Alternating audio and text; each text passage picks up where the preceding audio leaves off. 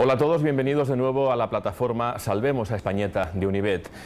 Cuando todo parecía perdido, cuando nuestros ánimos empezaban a flaquear, tenemos novedades importantes, novedades que pueden sin duda darle un vuelco a nuestra investigación.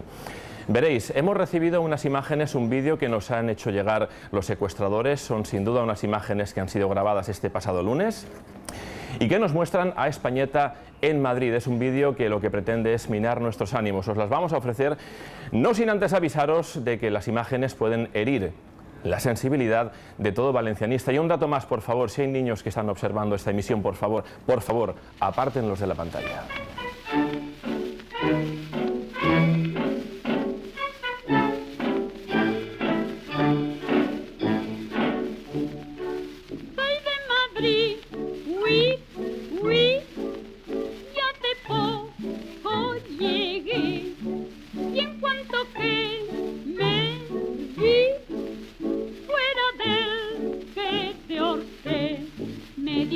París,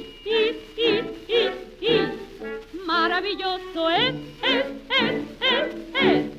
y yo he de conseguir lanzar aquí el chotis, que es el baile castizo que se baila en Madrid.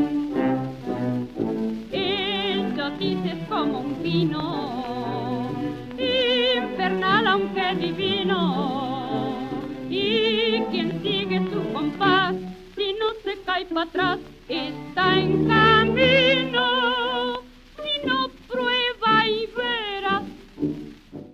Ya lo habéis visto, es terrible, en fin, tenemos que seguir adelante, pero os avisamos de que todo no está perdido. Nuestro equipo de investigación, al cual hemos añadido un importante equipo de químicos, ha logrado identificar y sintetizar una sustancia que opera en el organismo de todo hombre y mujer valencianista, en este caso de una persona como nuestro querido Españeta.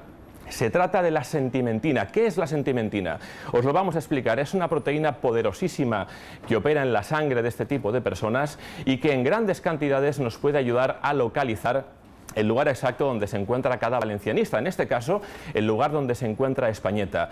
Hemos sintetizado y localizado la sentimentina, pero necesitamos muchas cantidades, para lo cual volvemos a solicitar vuestra ayuda.